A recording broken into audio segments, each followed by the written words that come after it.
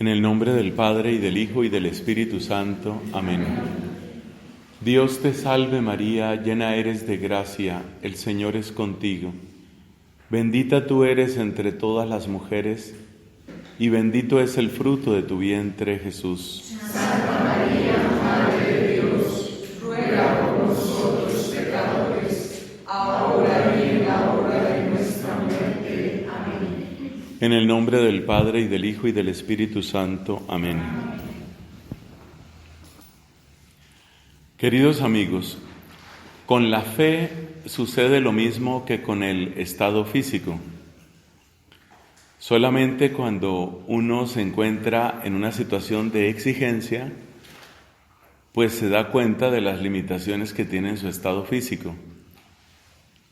Por decirlo de otra manera, la vida normal, la palabra normal es importante en esta charla, la vida normal no te deja descubrir cuál es tu verdadero estado físico. Porque para hacer los movimientos y las rutinas cotidianas no necesitas gran estado físico.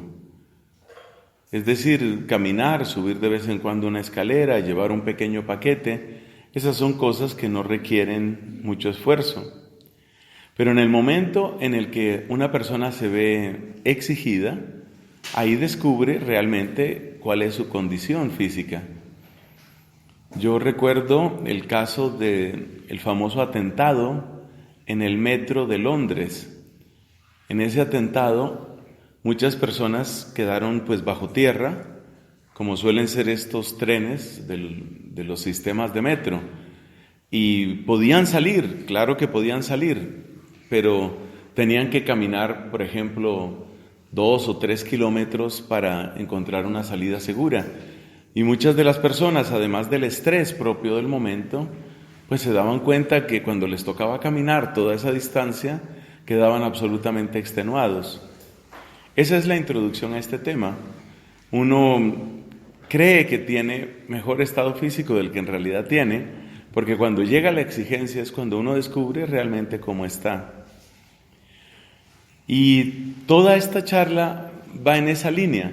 ¿Cuál es nuestro verdadero estado de fe, de la virtud teologal de la fe? Sorprendentemente, muchas personas no se preparan para las exigencias más grandes y por eso podemos decir que resultan reprobados cuando vienen las genuinas pruebas, las duras, las pruebas duras.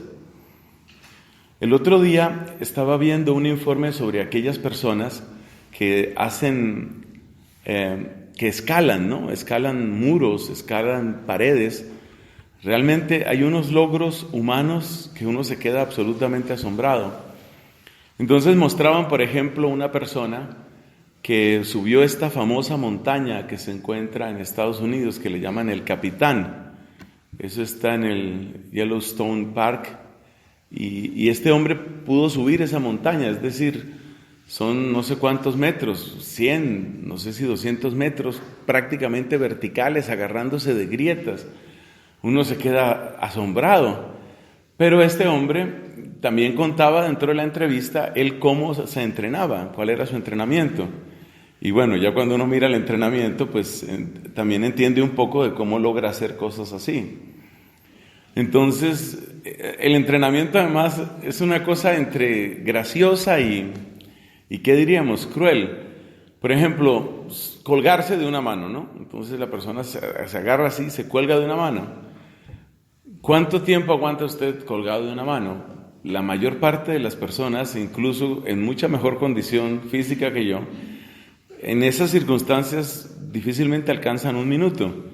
Una persona de estas tiene que entrenarse para aguantar 10, 15 minutos colgado de una mano. Otro tipo de ejercicio, me acuerdo, era tener el cuerpo completamente colgado y luego subir únicamente hasta que el antebrazo queda flexionado y permanecer así tiempo. Todo es con tiempo, porque lo que se trata es de crear resistencia, resistencia, resistencia. Yo me pregunto si nosotros tenemos los gimnasios adecuados para la fe. ¿Y cuáles serían los gimnasios para la fe? Como veo que muchos están tomando sus apuntes, les pido el favor de que tengan esa pregunta, dejen esa pregunta porque puede servir para una especie de diálogo. ¿Cuál sería un gimnasio para la fe? Porque uno no tiene entrenamiento y por falta de entrenamiento pasan muchas cosas. Entonces, ¿qué cosas pasan? Por ejemplo, ¿qué cosas pasan? Pasa lo que le está sucediendo a muchos jóvenes: salen de un ambiente de colegio, entran a un ambiente de universidad y se acaba la fe. Es decir, la prueba fue demasiado dura, porque se encuentran en su universidad, se encuentran con profesores que son grandes autoridades y que no tienen el menor interés en favorecer, y en cambio sí tienen todo el interés en destruir la fe de las personas. Entonces, estos están bajos de entrenamiento, y si una persona baja de entrenamiento la pones a subir esa montaña que se llama el Capitán, de hecho así la llaman incluso en inglés, si tú empiezas a subir el Capitán y no tienes nada de entrenamiento, pues a los pocos metros te caes y tienes una fractura o te matas. Y eso está pasando. Entonces, ese es un ejemplo de lo que sucede cuando hay bajo entrenamiento. Y así sucede también con otras cosas. Por ejemplo, ¿qué hacer cuando una pareja se casa? Supuestamente ellos son muy católicos y primer embarazo, y el médico dice: hay un 70% de posibilidad de que su hijo sea mongólico. Lo que recomiendan de manera estándar los médicos en la mayor parte del mundo, también en Colombia, es: cancele el embarazo, deshágase de la criatura. Y eso es lo que siguen muchas personas. Es decir, sienten que es demasiado. Es decir, yo quería hacer las cosas bien. Yo no quería nunca el aborto. Yo nunca fui pro aborto, pero esto es demasiado. Es decir, todos los días de la vida, con un niño en esas condiciones, o con una deficiencia mental, o con ese tipo de cosas. Entonces, la persona siente que el peso es demasiado, y si el peso es demasiado, pues se acaba la fe. Lo mismo sucede también en algunas tragedias, y este es el último ejemplo que voy a dar. La vida está llena de cosas a veces duras y a veces absolutamente inesperadas. Los accidentes, los diagnósticos médicos. Ya he comentado en otras predicaciones el caso de un señor, en el caso de él era ateo, que tenía la vida perfecta, una esposa hermosa, inteligente, alegre, unos hijos preciosos, un gran trabajo, vive en un muy buen lugar. No ha cumplido 40 años y tiene un cáncer terminal. Entonces, bueno, en el caso de él era ateo. Es un testimonio impresionante, pero otras personas pueden ser creyentes, y hay gente que dice: esto no tiene sentido, o sea, yo no le hice nada a Dios. Más o menos ese es el razonamiento. Yo no le hice nada a Dios para que la vida me trajera esto, ¿no? Yo esto no me lo merezco. En todos esos casos vemos las dificultades de una falta de entrenamiento. Y esa falta de entrenamiento pues se paga de un modo bastante costoso. Muchas veces la gente se aparta. Y hay otro ejemplo que lo tengo muy cerca, pues porque soy religioso y sacerdote. Mire, uno como religioso y sacerdote, uno siempre decepciona a algunas personas, por muchas razones. Hay gente que esperaba otro tipo de consejo de parte de uno. No hace mucho me sucedió una cosa muy dura. Una persona, póngase a pensar lo que es la vida de un sacerdote. Una persona me cuenta tragedia: se le ha muerto un hijo, se le murió su hijo. Ya eso es una tragedia. Sabemos que la muerte de un hijo va en contravía del orden natural de las cosas. Se le murió un hijo. Resulta que esta persona es una persona de oración, y mira este problema. Es una persona de oración y es una persona que sentía, antes de que sucediera esto de la enfermedad y muerte del hijo, es una persona que sentía lo que a veces se llaman locuciones interiores, como que Dios me habla y ese tipo de cosas. Después de que se le murió el hijo, entonces esta persona empezó a sentir que el hijo le hablaba. Entonces ahora es el hijo el que le habla.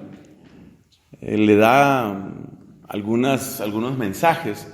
O sea, todo empieza de una manera, casi diríamos, muy explicable, ¿no? En medio de su duelo, en medio de su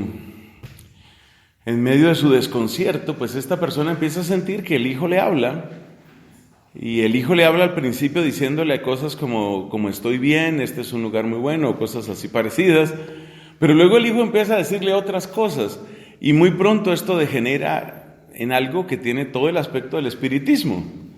Es decir, yo invoco a mi hijo o me pongo en contacto con mi hijo muerto, y mi hijo muerto me da consejos. Eso se llama espiritismo, ese es el nombre que eso tiene. Pero es una persona que está en un dolor espantoso, es una persona que está sufriendo muchísimo.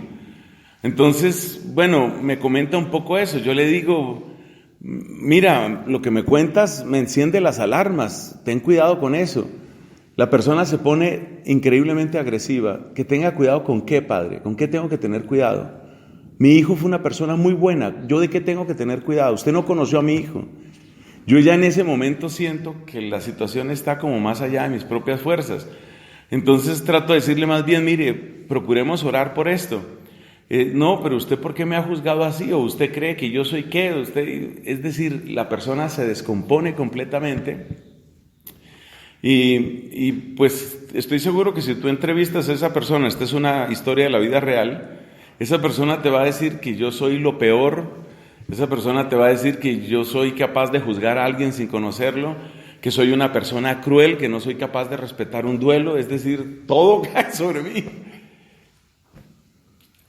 A veces, en ese caso yo creo que yo soy inocente. Traté de hacer las cosas bien, por lo menos. Y así me han pasado otras historias.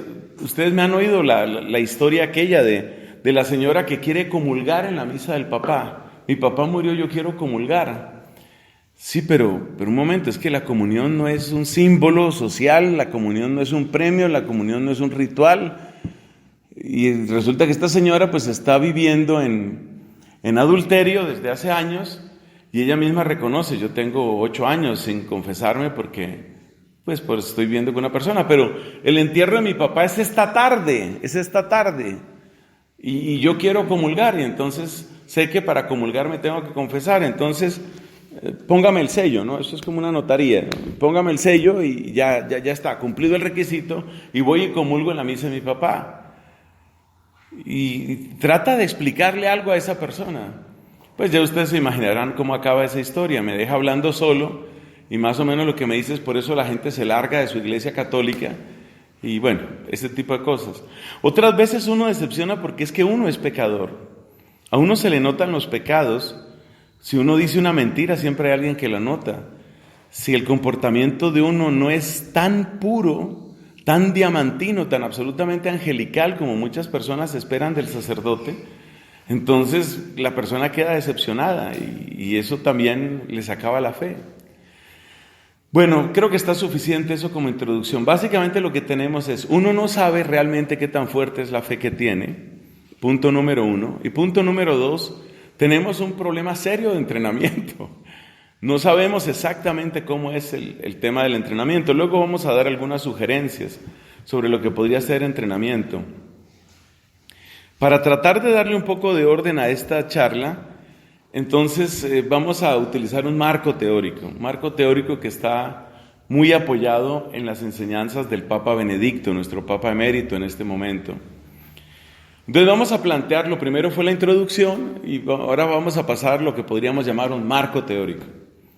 El marco teórico empieza por decir que la fe tiene 2 dimensiones. Una dimensión que llamamos doctrinal, es decir, los contenidos, lo que tú crees, y otra dimensión que podemos llamar existencial. La dimensión doctrinal, pues es el contenido, lo que dice el credo, lo que dice el catecismo. Si tú lees eso, crees eso, conoces eso, tienes fe desde el punto de vista doctrinal. Pero la que nos va a interesar en esta charla es la otra dimensión, y la otra dimensión se llama dimensión existencial de la fe. Entonces la fe tiene 2 dimensiones, doctrinal y existencial. La dimensión existencial es qué hace la fe en tu vida o qué te impide hacer la fe en tu vida. El tener fe, ¿qué te frena? ¿En qué te frena? O no te frena nada, o no te impide nada. Entonces, esa es la dimensión existencial de la fe. Y en esa es en la que nos vamos a concentrar aquí. En la parte doctrinal, en esta oportunidad no vamos a hablar. Ya dijimos, parte doctrinal es estudio del credo, el catecismo, cosas parecidas. Por supuesto, nuestra muy favorita, Suma Teológica de Santo Tomás de Aquino. Pero aquí estamos con la dimensión existencial. ¿Cómo estudia uno la dimensión existencial? Bueno, en la existencia humana, ¿qué es lo que uno tiene en su existencia, en su vida uno qué tiene? Entonces hacemos la siguiente clasificación. En la vida humana, uno tiene acciones y uno tiene reacciones. Las acciones son como iniciativas tuyas. Las reacciones, como el nombre lo indica, es lo que tú dices, piensas, haces, cuando algo que viene de fuera llega sobre ti. Y entonces la fe se conoce en las acciones que realizas y en las reacciones que tienes. Por ejemplo, la persona que dice, yo no hice nada para ganarme un hijo con esa enfermedad crónica, yo no hice nada para ganarme eso. Y por consiguiente, yo me olvido de ese Dios. O sea, si existe un Dios, no me importa, no me interesa, porque ese Dios, si existe, me mandó una cosa que yo no me merezco.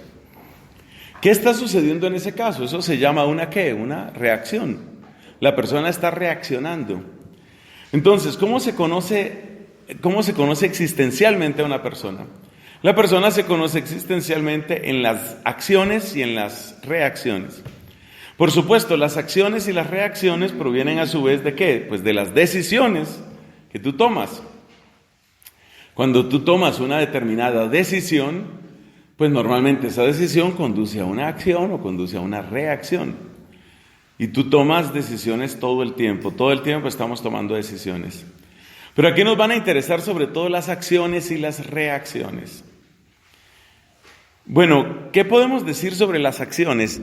Las acciones, pues son decisiones sobre los siguientes temas. Vamos a nombrar los grandes temas sobre los que uno toma decisiones. 1, aquí no es el papá, la mamá, el amigo, el cura, mi consejero, mi director espiritual, mi confesor. Aquí estamos hablando de las decisiones tuyas. ¿Sobre qué puede tomar uno decisiones? Es un tema bonito de filosofía. ¿Sobre qué puedes tomar tus decisiones? Sobre un rango grandísimo de cosas. Pero la siguiente lista que le voy a presentar es una buena lista. No es exhaustiva, pero es una buena lista que le muestra en dónde toma usted decisiones. Y llega el momento en el que más allá de que se trate de su papá, su mamá, el cura del pueblo, o su gran amigo, su amiguita de toda la vida, usted toma su decisión. ¿En qué cosas? Bueno, aquí está esta lista, por eso la tengo escrita. Por ejemplo, usted toma decisiones sobre su tiempo, singularmente sobre su tiempo libre. Usted toma decisiones sobre su tiempo. ¿Qué hace usted con su tiempo? Particularmente, repito, el tiempo libre. Toma decisiones sobre sus afectos. ¿A quién usted le da peso en su vida? En su corazón. Esa es una decisión. Bueno, yo sé que hay gente que dice que el amor es ciego y dicen que en el corazón nadie manda. Hay modos muy sencillos de demostrar que eso no es cierto. Hay modos muy sencillos de demostrar que amar siempre es una decisión. A mí me fascina en los diálogos, sobre todo con gente joven, me fascina entrar en este tema porque es muy educativo, es muy educativo. Entonces yo le digo, por ejemplo, a la persona, imagínese que usted está con su novio o con su novia, según el caso. Usted está con su novio y usted tiene mucho deseo, o sea, muchas ganas de estar con él, pero muchísimas.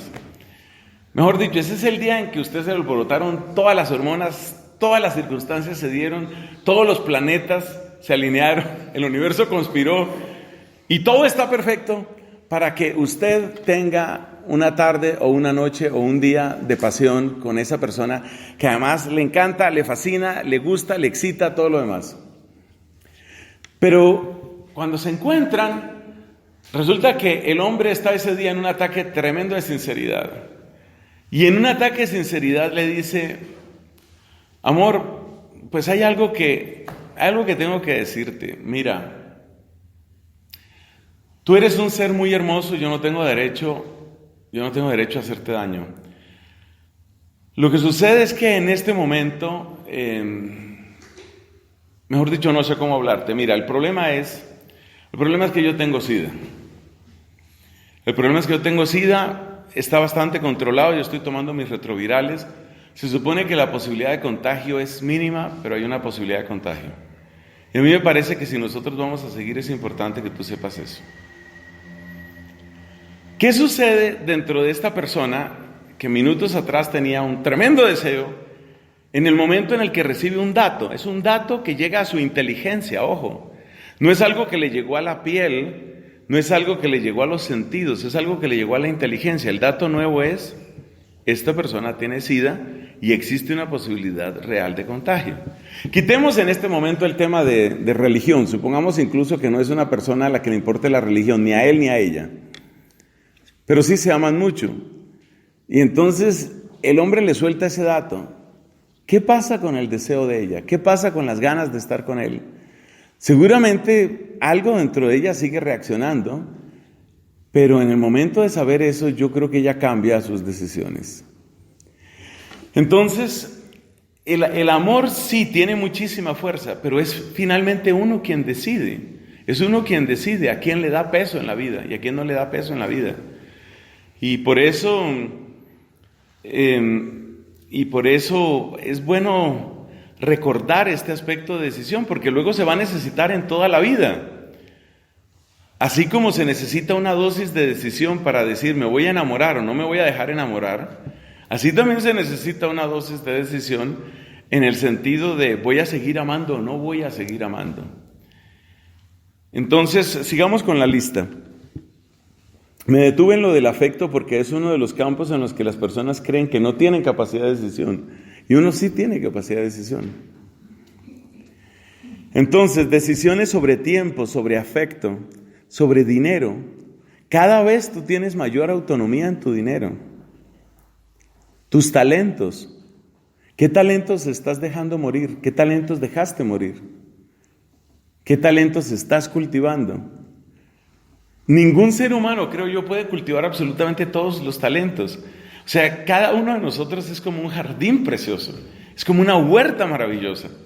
Cada uno de nosotros tiene tanta riqueza dentro, pero tú no puedes cultivar todo. Y cuando tomas una decisión, hay cosas que vas a dejar morir. Entonces, si tú estabas pensando, qué sé yo, por ejemplo, entre la vida militar, por decir algo, y ser artista, pues es muy difícil que vivas ambas cosas. Es decir, llega un momento en el que tienes que tomar una decisión y es muy posible que el artista que había en ti o el gran general que había en ti muera. Tú tomas esa decisión. Tomamos decisiones sobre nuestro rostro.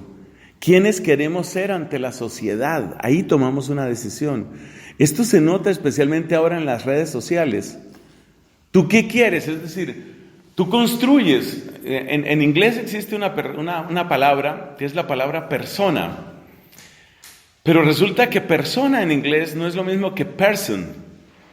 Persona es el constructo social que tú haces, la manera como tú quieres ser conocido por los demás.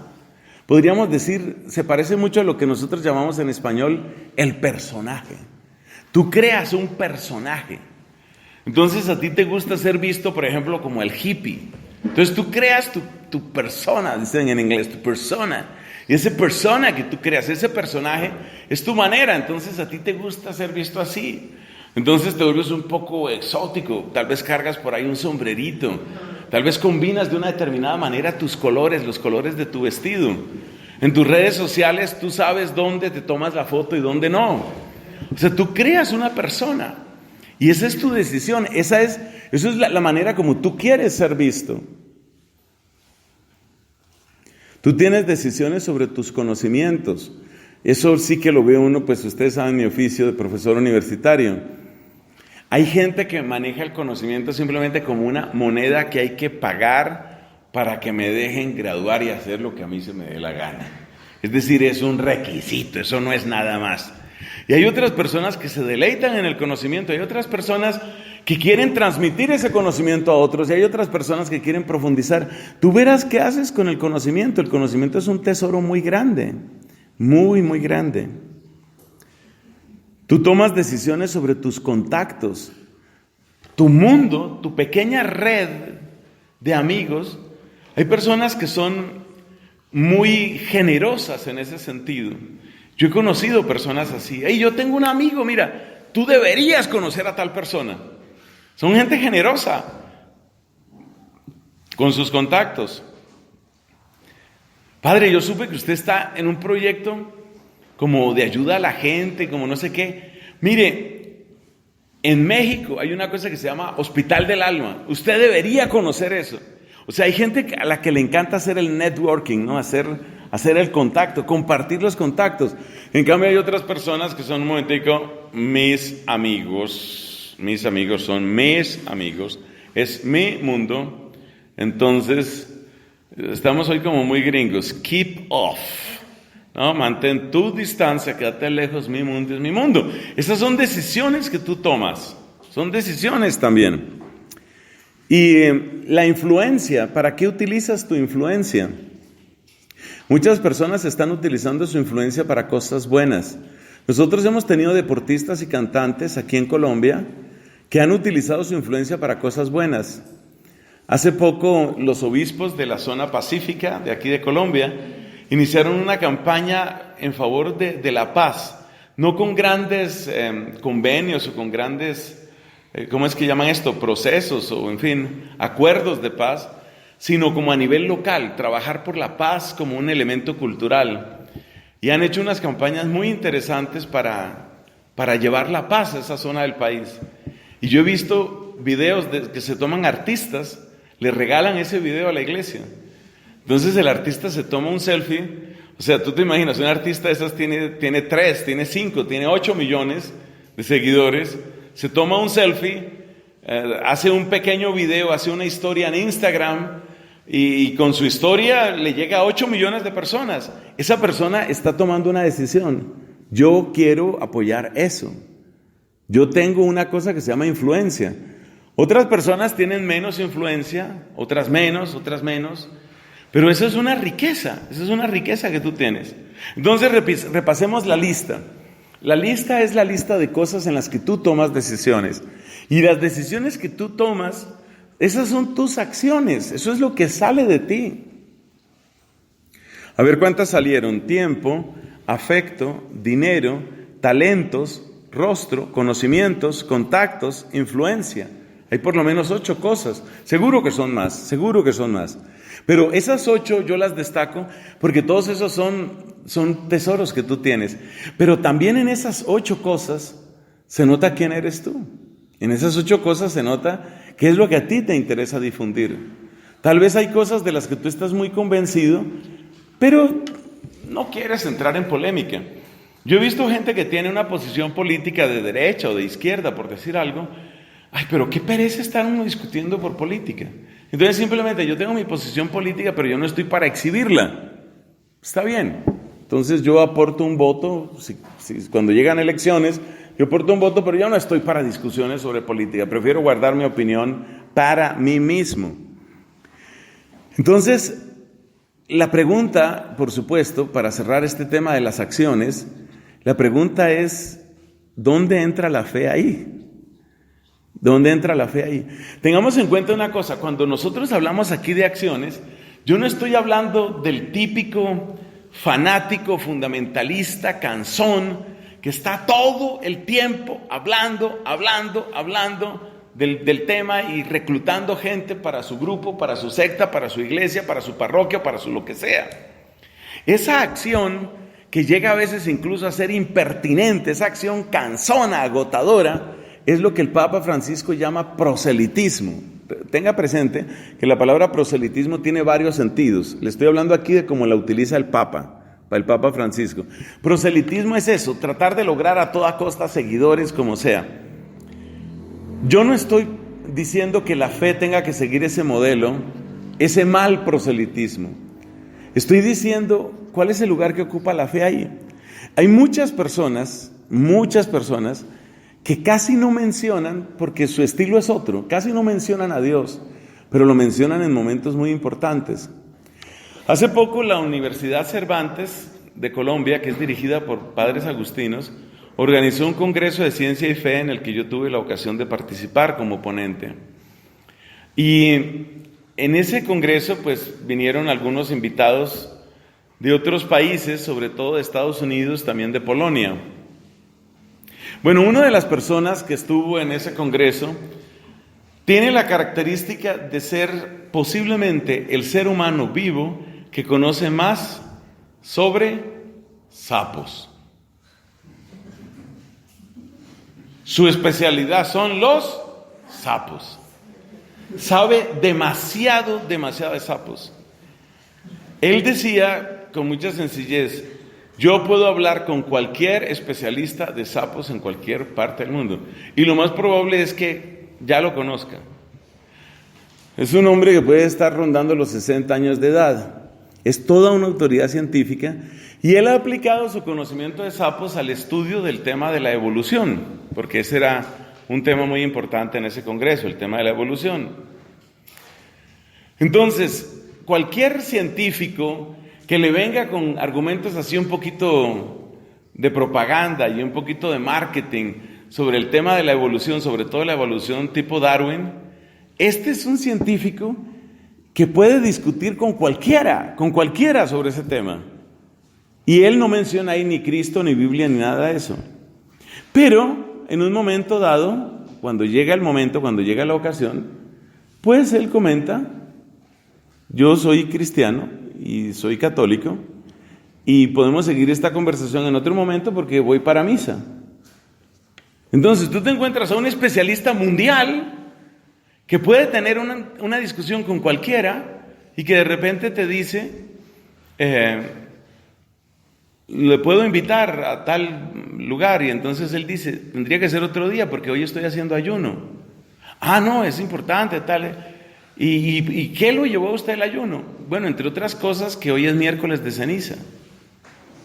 Entonces te podrás imaginar el impacto que causa que una autoridad de ese tamaño salga con que le importa el miércoles de ceniza. Lo que quiero decir con ese ejemplo tan sencillo es que yo no estoy impulsando la idea del cristiano fanático cansón. Cada persona es distinta y los talentos tuyos son distintos de los de la persona que tienes al lado, distintos de los míos, y los míos son distintos de los tuyos. Lo que a mí me interesa y la inquietud que te quiero dejar es: ¿dónde está tu fe ahí? O sea, yo estoy de acuerdo con que tú no tienes que hacer homilías y sermones y, como diría mi hermano Saulo, que es tan chistoso, montar la competencia. Yo no te estoy diciendo que tú tienes que montar la competencia de lo que yo hago. Ese no es el interés. Tú eres tú, yo soy yo. Pero la pregunta es: en la manera como tú manejas tu tiempo, en la manera como tú manejas tus afectos, tu dinero, tus talentos, tu rostro social, tus conocimientos, tus contactos, tu influencia, se sabe que eres de Cristo, eso se sabe.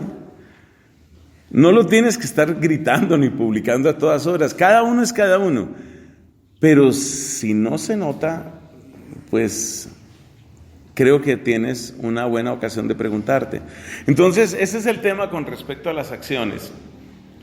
Para dejar este tema de las acciones, o sea, lo que sale de uno, lo que uno decide, me permito recordarte lo que dijo un buen amigo y sacerdote de mi comunidad cuando yo todavía estaba en mi proceso de formación, eso significa hace 30 años. Decía este padrecito: ustedes nunca se conocerán tanto como en unas vacaciones. Las decisiones que usted toma en su tiempo libre, tiempo literalmente libre, esas decisiones son las que más hablan de quién es usted y de qué es lo que es importante para usted. Porque claro, cuando uno está en semana de parciales, pues ahí es evidente dónde están las prioridades. Cuando uno tiene que completar el dinero para pagar el arriendo, pues ahí están las prioridades. Pero cuando cesan las presiones exteriores, que es la idea de ese comentario del padre Pedro Díaz se llama, cuando cesan las presiones exteriores, sale de ti. ¿Qué sale de ti? Esa es la pregunta. ¿Qué sale de ti? Por ejemplo, cuando no tienes que leer nada porque sea obligatorio, como esas universidades donde torturan a la gente, le dicen, 80 páginas para mañana, no sé cuánto. Cuando no tienes que hacer eso, cuando no hay nadie presionándote, ¿Tú qué lees? ¿Qué ves? ¿Qué oyes? ¿Con quién hablas? Es decir, ¿cómo manejas tiempo, afecto, dinero, talento, rostro, conocimientos, contactos, influencia? Esto le sirve a uno para eso, para saber en qué nivel se encuentra. Ustedes saben lo que hacen en todos los gimnasios, ¿no? Yo por eso poco asomo por allá, porque lo primero que hacen en los gimnasios es, bueno, vamos a hacerle una evaluación. Lo primero es una prueba de esfuerzo. Una prueba de esfuerzo. Entonces vamos a hacerle la prueba de esfuerzo. Te ponen a prueba y te ponen ahí en una determinada escala, ¿no? Entonces hay una escala, usted está realmente en 0. Usted está en -1, -2. Permiso, vamos a ampliar la escala. Entonces es útil, esto es útil para uno. Esto es útil para uno, para preguntarse, para no llamarnos a engaño. Porque yo les cuento, este no es un tema solamente de laicos, esto sucede en los sacerdotes. Yo tengo una historia muy triste, la voy a compartir con ustedes por el cariño que nos tenemos y por el bien que esto nos puede hacer a todos y a quienes oigan estas palabras. Yo estuve en misión en otro país y bueno, un día tuve que hospedarme en una casa que era de la diócesis, una casa grande. Ahí vivía un sacerdote, había varias habitaciones, yo me quedé en una de ellas, por supuesto. Y bueno, por conversar de algo le pregunté sobre la historia de esa casa y me dijo, esta casa la adquirió un sacerdote español que fue misionero muchos años aquí. Ah, bueno, muy bien, tenía una casa grande, pues está bien. Supongo que eso era lo que él veía como necesario. Bueno, esa casa era de ese sacerdote, un sacerdote diocesano, misionero español, que entregó toda su vida en ese país. Obviamente, entonces ya no es España. Este hombre le fue dando una enfermedad degenerativa, no sé exactamente cuál fue, podría ser como un Parkinson o una cosa así. En un momento dado, él estaba tan disminuido, estaba tan limitado que evidentemente no era conveniente que él viviera solo. Entonces tenía una enfermera permanente, pero el obispo pensó que era una buena idea que algún sacerdote también lo acompañara. Y eso fue muy bien recibido, es decir, que tuviera alguien más o menos cercano en ese plano de colega, podríamos decir. Y ese sacerdote que llegó a acompañar al misionero enfermo, ese sacerdote fue el que luego me hospedó a mí, porque el sacerdote enfermo ya había muerto tiempo antes de que yo llegara, bastante tiempo antes. Entonces me estaba contando la historia de la casa, ese es el cuento. Y contándome la historia de la casa me dice, bueno, aquí vivía este padre se enfermó, el obispo me mandó aquí para que yo lo acompañara. Un día llegué yo con la hostia consagrada, llegué con la Sagrada Comunión para ofrecerle la comunión a este hombre que ya estaba tan disminuido que realmente ya no podía celebrar misa, ya no podía salir de la casa. Entonces le trae la Sagrada Comunión. Y le dice a este padre, el enfermo, mira padre, pues te traigo una visita muy especial. Bueno. Mira, te he traído el Santísimo. El otro se queda en silencio. Creyó que no lo había oído. Te traje el Santísimo Sacramento. Responde el sacerdote, ¿eso sí sirve de algo? Observe la manera, eso, ¿sí sirve de algo? Cuando yo oí esa historia, se me partió el alma, claro. Se me partió el alma, pues, por la ofensa a Cristo, y se me partió el alma porque yo soy sacerdote. Pero es que el Papa Benedicto lo ha dicho varias veces. Él dice, no demos la fe por garantizada. No demos la fe por garantizada. Porque, vuelvo al comienzo de esta charla, usted puede creer que tiene más fe de la que tiene. Y llega el Parkinson y usted puede hacer más o menos la historia psicológica de este hombre. Parece que la historia psicológica es, él sintió, yo le entregué la vida a Dios y mire Dios cómo me paga, algo así parecido. Entonces, ¿quién de nosotros está vacunado contra eso? ¿Quién de nosotros puede decir, yo jamás haría eso? San Felipe Neri tenía su famosa frase, sosténme Señor, porque si no me sostienes tú, te traiciono peor que Judas. Yo no pregunté muchos más datos sobre el final de la vida de este padre, pero el final fue más o menos de ese carácter. En esencia, este hombre había perdido la fe. Él no le veía mucho sentido ni a la oración ni a nada. A mí que me den los cuidados médicos y esas cosas. Su muerte fue muy parecida a la muerte de un ateo, aunque no sé si finalmente hubo confesión o eso, porque para serle sincero me dio miedo preguntar más. No me sentí capaz de preguntar más. Y entonces viene un punto, ¿y cómo empieza uno a perder la fe? Y la respuesta también nos la da Benedicto. Bueno, la da el Evangelio. Uno empieza a perder la fe ocultándola. ¿Usted cómo empieza a perder a su esposa? Usted empieza a perder a su esposa cuando usted empieza a presentarse de manera tal que no se note que usted es casado. Eso se llama negar a la esposa. Si usted, la mayor parte de los hombres casados pues llevan su anillo, ¿no? Su anillo de boda, o su anillo, alianza la llaman en España y en otros lugares, me gusta mucho ese término, el anillo matrimonial. Si usted va para unas vacaciones y lo primero que hace es quitarse el anillo y no habla nada de su esposa ni de sus hijos y trata de ser súper simpático con todo el mundo y sobre todo con las damas, o sea, si usted está tapando a su esposa, usted está preparando el adulterio. Si usted está tapando la fe, usted está preparando la traición. Digamos, esa es la parte dramática de esta charla. Que la evaluación de la fe no es para que nos desesperemos, es para lo que dice el libro del Apocalipsis. Cuida lo que tienes, cultívalo, cuida lo que tienes.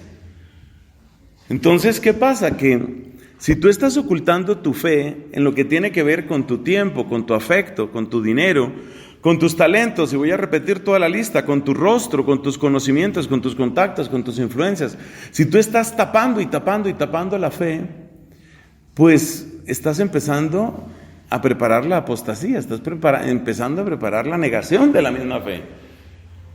El que niega su país, el que niega a su esposo, el que niega a su esposa, pues ya está en la ruta de la infidelidad, obviamente. Y eso es exactamente lo que nos pasa aquí. Entonces, yo quiero que nosotros apreciemos el don de la fe y quiero que seamos un poco más exigentes, pero la exigencia no puede venir de fuera, porque para ti es muy fácil. Si yo cometiera la imprudencia, Dios me libre, si yo cometiera la imprudencia de juzgarte en esos términos, entrar y decir, ¿y usted por qué no hace esto y por qué no hace esto otro? Pues tú me responderías, porque no se me da la gana, porque no es mi manera, porque así no obro yo, ya. Y usted cállese, vuelva a su sacristía. Y se acabó. Y como decimos en mi casa, me paras en la cabeza. Ya quedo yo paradito en la cabeza ahí, listo. Es muy fácil para ti callarme. Y yo no voy a entrar en ese juego. Yo lo que quiero es que tú te preguntes a ti misma, a ti mismo, te preguntes cómo estás en estos aspectos. Hablemos un poco sobre las reacciones, porque dijimos que la existencia tiene acciones y tiene reacciones. Las reacciones las vamos a clasificar, como buenos tomistas hacemos cuadros y clasificaciones. Las reacciones las vamos a clasificar en reacciones ante lo positivo y reacciones ante lo negativo, porque en ambos casos se nota la fe. Yo quiero empezar aquí por una historia triste mía, una historia que me acusa a mí. Para mí es muy importante que nos demos cuenta que este servidor que les está hablando es una persona que ha fallado muchas veces a Cristo Jesús. Eso es muy importante que quede claro, porque yo necesito de la oración y del apoyo de ustedes. Mire, yo siento que para mí hubo una falla muy grande como una reacción positiva. ¿Qué llamamos reacción ante lo positivo? A ver, ¿usted cómo se vuelve cuando le llegan elogios? ¿Usted cómo se vuelve cuando tiene logros? ¿Usted cómo se vuelve cuando le llegan ganancias inesperadas sobre todo? ¿Usted cómo se vuelve cuando tiene éxito? ¿Usted cómo se vuelve cuando logra poder? ¿Usted cómo se vuelve cuando la gente está súper agradecida con usted? Ahí hemos mencionado unas cuantas palabras. Entonces yo me doy cuenta, esta es una historia que he contado fragmentariamente en otras ocasiones, y yo quiero ponerme aquí delante de ustedes como lo que yo soy, una persona que traicionó a Jesucristo, de lo cual estoy avergonzado, y moriré avergonzado porque Jesucristo no se merece eso. Mi vocación nació cuando yo tenía 15 años de edad.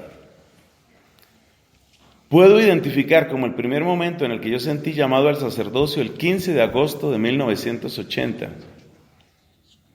Menos de un año después, se realizaron en Colombia, en 1981, las primeras Olimpiadas Colombianas de Matemáticas. Y a mí me llegó un éxito, un gran éxito. El gran éxito que me llegó es el primer puesto en Colombia. El tipo es un campeón. Yo no supe administrar ese éxito. Yo no lo supe administrar. Al siguiente año, segunda Olimpiada de Matemáticas, que ya no era solo en Bogotá, como se hizo la primera, sino en todo Colombia, y Nelson Medina, primer puesto. Yo no supe administrar ese éxito. A mí ese éxito intelectual me hizo un daño espantoso.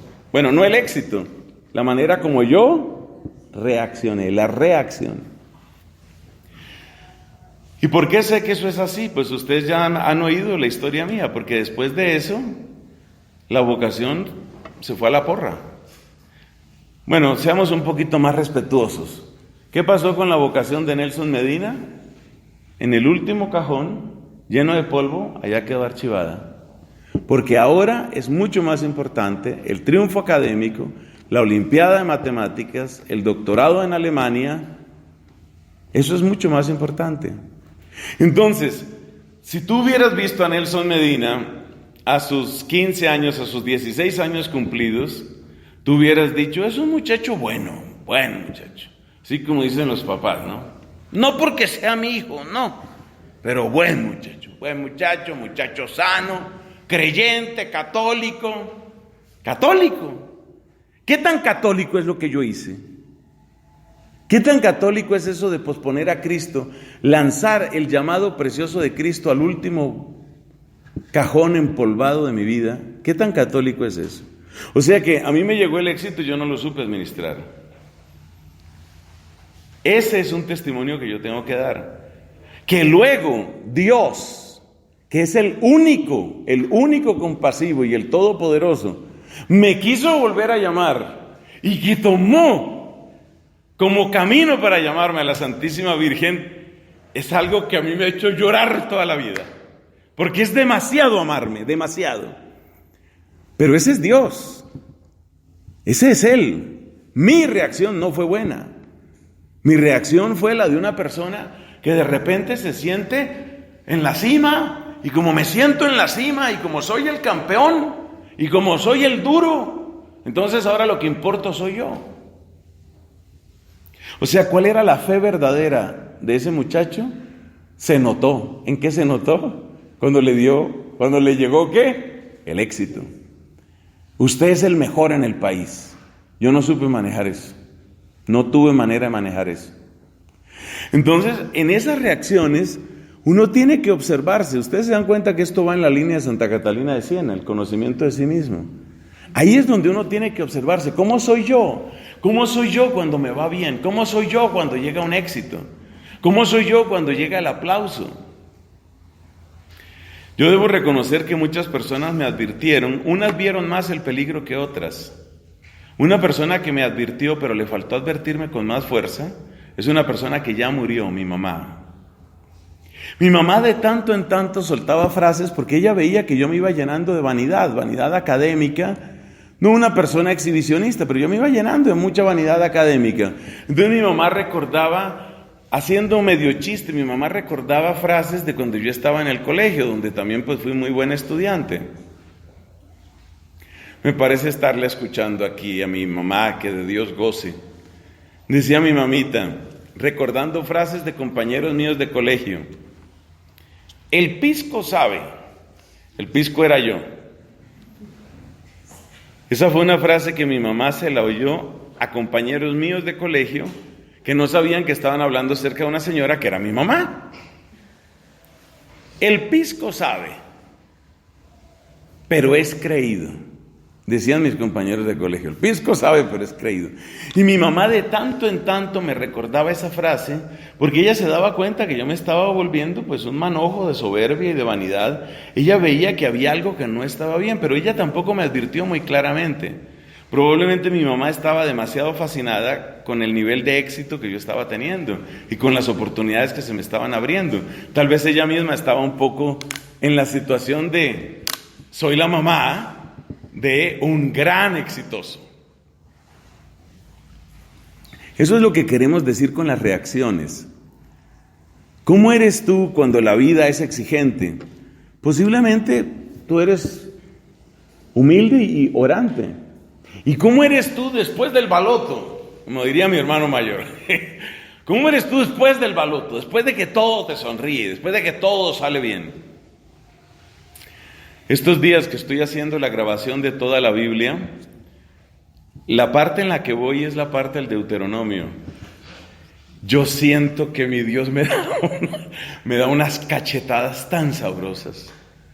Porque todo el final del libro del Deuteronomio es Moisés diciéndole a la gente, ustedes vienen del desierto y ustedes van a entrar en la tierra prometida que emana leche y miel.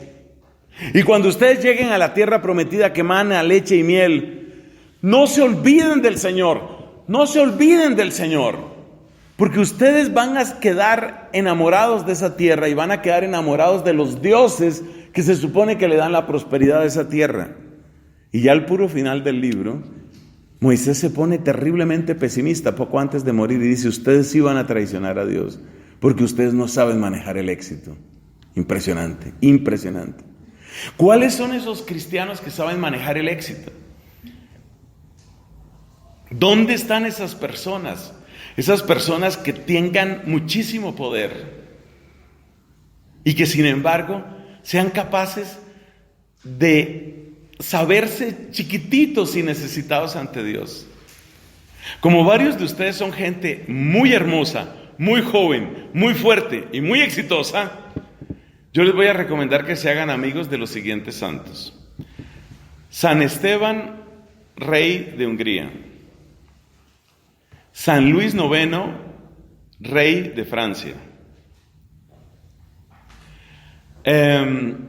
Santa Margarita, princesa de Hungría. Santa Isabel, oye, Hungría tiene un poco de santos. Santa Isabel también es de Hungría, Santa Isabel de Hungría. ¡Wow! 3 de los que dije son de por allá. Mire, el caso, por ejemplo, de Isabel. Isabel era una mujer, Santa Isabel de Hungría, la que es patrona de la arquidiócesis de Bogotá. Santa Isabel de Hungría era una mujer con un poder inmenso y con unas riquezas tremendas. Y ella se dedicó a utilizar su riqueza y su poder para favorecer a las personas más necesitadas. Y como se dio cuenta de que era poca cosa eso de estar firmando cheques para que ayuden a los pobres, ella se iba a los hospitales a ayudar a lavar la ropa y a hacer las camas de los enfermos, porque ella no quería una caridad a distancia. O sea, tenía todo ese poder. El mismo caso podemos decir de Esteban o de Luis. Varios de los reyes que tuvo España fueron también así. Hay un caso bastante complicado con esta mujer que se llama Isabel la Católica. Hay cosas muy impresionantes a favor de ella. También hay otros que son interrogantes.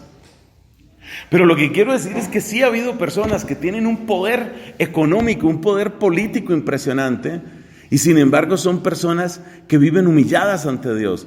Y hay científicos que han tenido un poder impresionante, una influencia tremenda en la ciencia, y sin embargo arrodillados ante Dios. O sea, la idea no es que tienes que ser un fracasado para ser un creyente. Por supuesto que no se trata de eso. La idea es que no te pase lo que me pasó a mí. Porque yo no supe manejar ese éxito. Ya luego vino la Virgen. Yo a veces tiemblo. Si eso no hubiera sucedido, ¿qué hubiera pasado en mi vida? Una vez el Señor me mostró lo que hubiera pasado en mi vida a través de un libro que se llama El problema de la física, The Trouble of Physics. Me mostró qué hubiera pasado con mi vida. Pero bueno, no se necesita más autobiografía en este momento. Entonces, las reacciones frente a cosas positivas. cuando todo te sonríe, cuando la vida te va bien, cuando tienes la casa de tus sueños. ¿Sabe por qué es tan difícil eso? ¿Sabe por qué es tan difícil? Porque cuando te sientes cómodo, cuando te sientes a gusto, cuando te sientes en un gran lugar, la gran tentación es hacerlo todavía más confortable, y eso se llama hacer un paraíso. Y a nosotros los seres humanos nos encantan los paraísos. Y aquí viene la frase que le fascina a un amigo mío: Adán y Eva fueron expulsados del paraíso, pero la serpiente no. La serpiente sigue en el paraíso. Entonces, las personas que viven en paraísos, o las personas que están construyendo paraísos, las personas que están obsesionadas con su paraíso, son personas que traicionan la fe porque están fascinadas con eso. Ahí se le nota a uno la fe. Entonces ya te dije mi pecado, ya te dije mis pecados, pregúntate por los tuyos, por favor. ¿Cómo eres tú manejando éxito? Pero las reacciones no son solamente reacciones ante lo positivo, sino también reacciones ante lo negativo. ¿Y cuáles son las cosas negativas que llegan a la vida? Pues muchas, ¿no? Sufrimiento de todo género. Enfermedad, por ejemplo. Con sufrimiento me refiero a ese tipo de cosas. Enfermedad, problemas genéticos. Hay personas que tienen problemas genéticos. Por ejemplo, a veces la cabeza no le ayuda. Entonces, es un problema que es complicado. Sufrimiento, decepción, frustración, agresión, por supuesto agresión de otros, burla, aislamiento. Entonces esas también son preguntas para nosotros como hombres y mujeres de fe, en el doble sentido. Hombres y mujeres de fe y hombres y mujeres de familia espiritual. Es bueno que nos preguntemos eso. ¿Cómo eres tú cuando llega la frustración, cuando llega la decepción? ¿Cómo eres tú cuando llega la burla? Sobre todo si esa burla tiene que ver con tu fe. Y vienen entonces las preguntas, y con esto terminamos. Convierte todas las reacciones, conviértelas en preguntas. Por ejemplo, ¿cómo eres tú cuando se burlan de ti? Me siento espantoso. Es una de las sensaciones más horribles, es algo que detesto con todo mi ser. Detesto que se burlen de mí. Bien, tú te das cuenta que lo que tú detestas con todas tus fuerzas, o lo que tú amas con todas tus fuerzas, es exactamente lo que sirve para manejarte. ¿Qué es manejar a una persona? Muchas veces es simplemente conocer qué es lo que ama intensamente o qué es lo que detesta intensamente. Entonces, varios autores han escrito sobre eso, ¿no? Relatos de ficción sobre cómo se supone que razonan los demonios, ¿no? Hay una obra famosa que se llama Cartas de un diablo a su sobrino, una cosa así parecida. Esa es una obra muy interesante porque es mostrando un poco las estrategias con las que el demonio quiere hacerlo caer a uno, ¿no? Cartas de un diablo a su sobrino, de un demonio a su sobrino se llama, pero no es un tema satánico, es un tema de cómo el mal es muchas veces astuto para hacerlo caer a uno. Y entonces dice, entre esas obras aparece esa, ¿no? Si yo me doy cuenta que para ti que se te burlen es lo peor, pues entonces yo te pongo en situación en la que si tú haces eso, te voy a humillar, me voy a reír de ti, me voy a reír muchísimo. Y vas a quedar solo. Para otras personas el aislamiento es terrible. Sentir que se quedan solos con una idea, solos con su fe es terrible. Para muchas personas la soledad existencial es algo insoportable, es algo muy difícil de aguantar. Entonces, bueno, por ese lado nosotros somos manipulables. Entonces la pregunta es, ¿mi fe es manipulable? ¿Mi vida de fe es manipulable?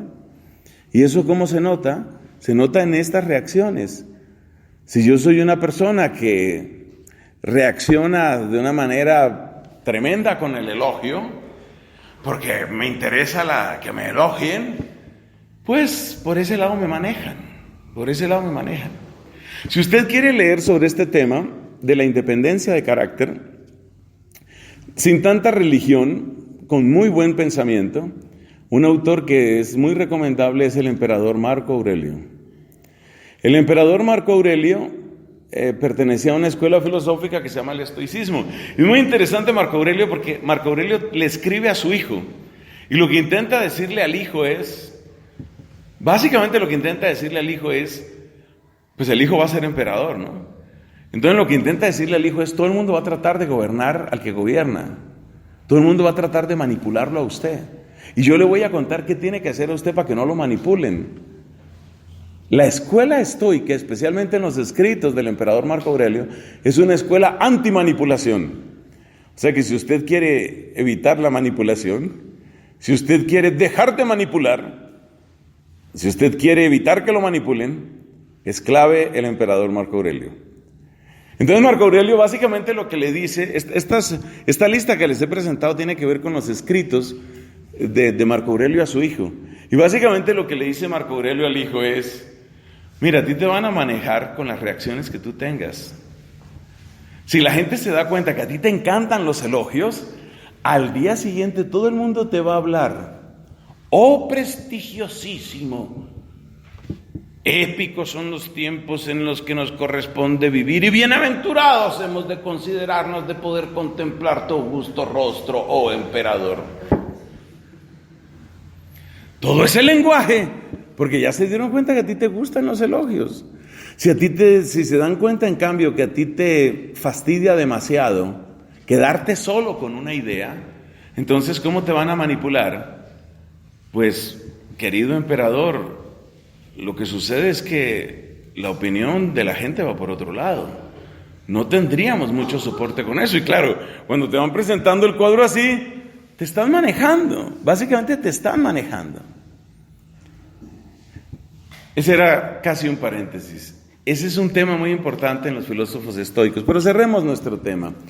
Nuestro tema es, a nosotros no solamente nos interesa tener una buena personalidad o un buen carácter. Nos interesa qué puede estar pasando con nuestra fe. El precio de la fe para Judas fue 30 monedas de plata. 29 eran poquitas, 30 ya fueron suficientes. Dame 30 monedas y te entrego a Cristo. A veces uno siente escalofrío leyendo esa parte del Evangelio, eso está en San Mateo. Uno siente escalofrío leyendo esa parte, ¿no? Porque lo que dice literalmente es, llegaron al acuerdo de 30 monedas. Llegaron al acuerdo significa que hubo negociación, ¿no? Uno se imagina a Judas diciendo, pues me das 40, no, más de 25 no te doy. Y estaban negociando una vida, la vida del Hijo de Dios. Entonces uno tiene que preguntarse, ¿cuántas monedas vale Cristo en mi vida? ¿Cuántas monedas vale? Yo, ¿por qué lo vendería? Bueno, si me llego a sentir muy ridículo, lo vendo. ¿Por qué lo vendería usted? Pues si veo que me voy quedando solo, literalmente solo, yo creo que ese sería el precio. ¿Para qué hablamos de esto? Para seguir la enseñanza de Catalina de Siena, para que cada uno se pregunte, ¿yo en qué estoy? ¿En qué estoy? Para que tengamos una actitud de conversión. Hemos querido llamar a este encuentro renacer. Y lo más importante del renacer no está en los nombramientos. Lo más importante del renacer no está en el organigrama. Lo más importante del renacer está en esa decisión que tú y solamente tú puedes tomar en tu corazón. Cuando tú dices, ningún monte, ninguna montaña de monedas de plata será suficiente. A mi Señor no lo vendo. A mi Señor no lo vendo. En ese momento empieza el verdadero renacer y en ese momento damos un paso en serio como verdaderos cristianos. Gloria al Padre, al Hijo y al Espíritu Santo.